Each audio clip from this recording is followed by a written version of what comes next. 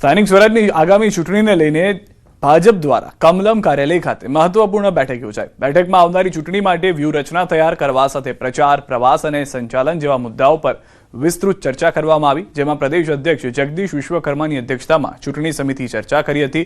ગોરધન ઝડફિયાની આગેવાનીમાં 8 સભ્યોની પ્રદેશ ચૂંટણી કમિટી રચવામાં આવી છે, જ્યારે શહેર અને જિલ્લા સ્તરે પણ 4 સભ્યોની કમિટીઓ બનાવવામાં આવી છે। ભાજપ દ્વારા ચૂંટણીને લઈને સંગઠનને મજબૂત બનાવવાના પ્રયાસો તેજ બનાવાયા છે।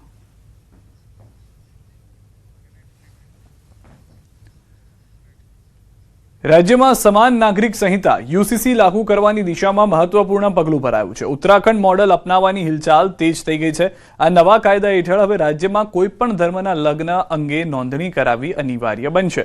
જોકે નોંધણી વગર લગ્ન અમાન્ય નહીં ગણાય, પણ દંડ ભરવો પડશે। લગ્ન, છૂટાછેડા, વારસાગત મિલકત અને દત્તક લેવા જેવા મુદ્દાઓ પર તમામ ધર્મો અને સમુદાયો માટે સમાન કાયદાકીય માળખું આ ડ્રાફ્ટ અહેવાલમાં સમિતિ દ્વારા સૂચવવામાં આવ્યું છે। વિશેષ કરીને મહિલાઓના સમાન અધિકારો અને સુરક્ષાને આ ડ્રાફ્ટમાં પ્રાથમિકતા આપવામાં આવી છે। લિવ ઇન રિલેશનશિપમાં રહેતા સાથીદારોએ રજિસ્ટ્રાર પાસે નિવેદન રજૂ કરવું ફરજિયાત રહેશે। લિવ ઇન સંબંધોથી જન્મેલું બાળક કાયદેસર ગણાશે અને તેને તમામ હકો પ્રાપ્ત થશે। હવે રાજ્ય સરકાર 24મી કે 25મી માર્ચે યુસીસી વિધેયક ગૃહમાં લાવશે। આ વિધેયક પર ચર્ચા પણ કરવામાં આવશે। તો મોટા સમાચાર છે ખૂબ જ, કારણ કે યુસીસી બિલની જે મહત્વની મોટી વાતો છે તે અત્યાર સુધીમાં જે બહાર આવી છે તે પ્રમાણે લિવ ઇન રિલેશનશિપમાં રહેતા લોકો માટે પણ આ યુસીસીની અંદર કાયદા બનાવવામાં આવ્યા છે। છૂટાછેડાની પ્રક્રિયા તમામ ધર્મો માટે પણ સમાન કરી દેવામાં આવી છે। જો કોઈ વ્યક્તિ લગ્ન કરે છે, રજીસ્ટ્રેશન નથી કરાવતા, તો તેઓને દંડ પણ ભરવો પડશે। આમ અલગ અલગ મુદ્દાઓ જે છે તે યુસીસીમાં રાખવામાં આવ્યા છે।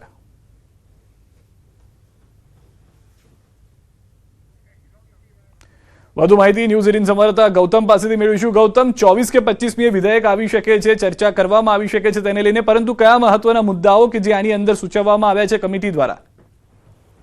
બિલકુલ, રાજ્ય સરકાર દ્વારા ગુજરાત વિધાનસભામાં ગુજરાત સમાન નાગરિક સંહિતા એટલે કે યુસીસી વિધેયક જે છે તે લાવવામાં આવશે અને 24 તારીખે આ વિધેયક લાવવામાં આવે તે પ્રકારનું પૂર્ણ આશ્વાસ જે છે તે જોવા મળી રહ્યું છે। મહત્વનું એ છે કે 209 પાનાનું ગુજરાત નાગરિક સંહિતા જે છે તે બિલ રજૂ કરવામાં આવશે ગુજરાત વિધાનસભાની અંદર। 4 ભાગની અંદર આ તૈયાર થયેલું બિલ જે છે તેમાં ભાગ 1, 2 અને કુલ 7 પ્રકરણના કુલ ભાગ 1 અને 2 માં 7 પ્રકરણ હશે। ભાગ 3 માં લિવ ઇન રિલેશન તથા ભાગ 4 ની અંદર અમલમાં આવી શકે છે તે પ્રકાર। જી, તો હાલમાં અલગ અલગ મુદ્દાઓ પર જે છે તે આ બનાવવામાં આવી રહ્યું હોવાની જાણકારી મળી રહી છે। યુસીસી બિલની મહત્વની જે વાતો છે, જેમાં લગ્ન અને નોંધણી પણ ફરજિયાત પ્રક્રિયા હોવાની વાત કરવામાં આવી છે।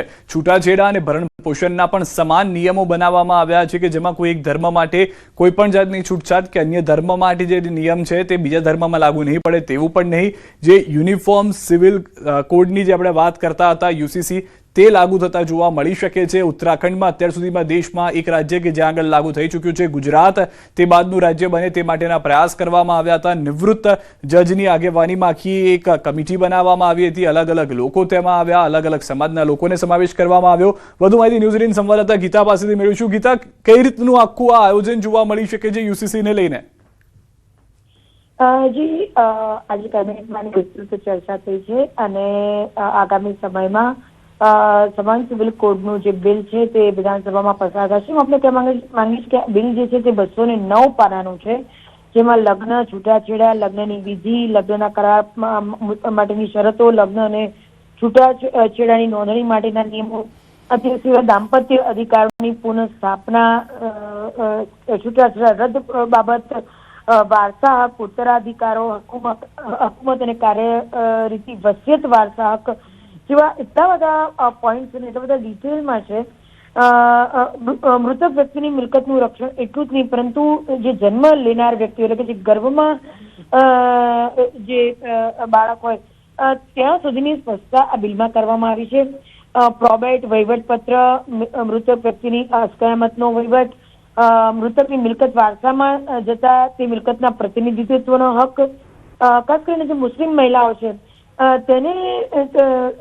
તેઓમાં પણ અગાઉ શરીયતના રૂલ લાગુ થતા હતા, પરંતુ સમાન સિવિલ કોડ લાગુ થવાથી તેઓને પણ હવેથી આ જ જી, તો એક તમામ ધર્મના લોકો માટે આ લાગુ રહેશે, પરંતુ વિધેયક જે આવે છે તેને લઈને હવે ચર્ચા કરવામાં આવશે.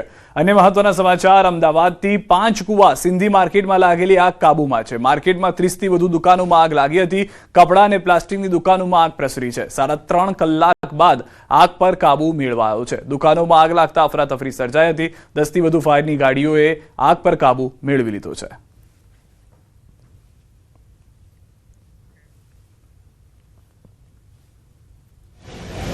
रेवड़ी बाजार जहाँ कपड़ा मार्केट है वहाँ पे फायर थी. तकरीबन 20 to 25 शॉप्स हैं जिसमें कपड़े स्टोर किए गए थे, वहाँ पे ये फायर लगी. शॉप्स काफ़ी आस-पास थी और कपड़े पूरे भरे हुए थे, इस कारण फायर बहुत जल्दी फैली है. और 5 का फायर स्टेशन जो हमारा फर्स्ट रिस्पॉन्ड व्हीकल्स था वहाँ से आया और उसका फायर की इंटेंसिटी देखते हुए नंबर ऑफ व्हीकल्स रवाना किए गए. अभी तकरीबन 23 फायर व्हीकल्स जिसमें अपने गजराज, फर्स्ट रिस्पॉन्ड व्हीकल्स और इमरजेंसी रिस्पॉन्स टेंडर्स अवेलेबल हैं साइट में. साथ में ही तकरीबन 75 to 80 फायर जवान और फायर अधिकारी यहाँ पे अवेलेबल है. આ તરફ વડોદરામાં સમાચેતક બ્રિજ પર લાગી છે ભીષણ આગ. ગેસ લાઇનમાં લીકેજ થતા આગ ભભૂકી ઉઠી છે. આગની મોટી મોટી જ્વાળાઓ જોવા મળી રહી છે. ફાયર બ્રિગેડ દ્વારા આગને કાબૂમાં લેવાનો પ્રયાસ શરૂ કરાયો છે.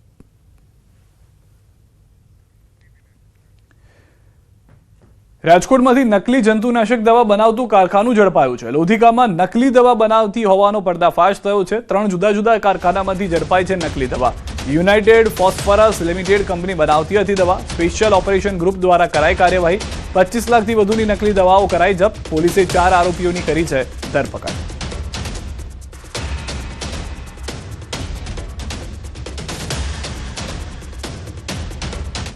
એ કોપી કરીને નામ ચેન્જ કરીને એનો એરિસ ARIS, બાકી એનો આઉટ જો બોટલની પેકિંગ છે આ એજ ઇટ ઇઝ રાખવામાં આવી. આઈરિસની જગ્યા એરિસ કરીને આ દવા વેચવામાં આવતી હતી.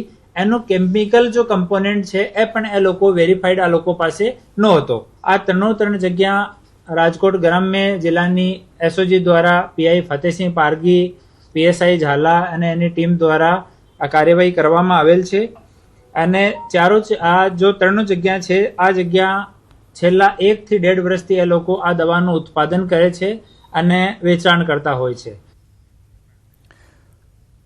ગુજરાત ATSએ MD ડ્રગ બનાવતી ફેક્ટરી ઝડપી પાડી છે. પોલીસે 2 આરોપીની ઉત્તર પ્રદેશથી ધરપકડ કરી. ડ્રગ સાથે કેમિકલ અને બનાવટના સાધનો પણ જપ્ત કરવામાં આવ્યા. મેટ્રો કોર્ટ સમક્ષ ATSએ આરોપીઓને રજૂ કરી 14 દિવસના રિમાન્ડની માંગ કરી, પરંતુ કોર્ટે આરોપીઓના 12 દિવસના રિમાન્ડ કર્યા છે મંજૂર. આરોપીઓ ખેતરમાં ડ્રગ્સ બનાવતા હતા. 3 શેડમાં ડ્રગ્સ બનાવતા ત્યારે મશીનો ઓપન કરતા, બાદમાં કાળી થેલીથી લેબ ઢાંકી દેતા. 10 અને 12 આસપાસ ડ્રગ્સ બનાવતા હતા. થોડી ઘણી કેમિકલની ખબર પડતી હતી. અમદાવાદના શખ્સ પાસેથી ડ્રગ્સ પકડ્યું હતું. 3 શખ્સને પકડી પાડ્યા, જેના તાર UP સુધી પહોંચ્યા. પંકજ અને કપિલ ડ્રગ્સ મોકલતા.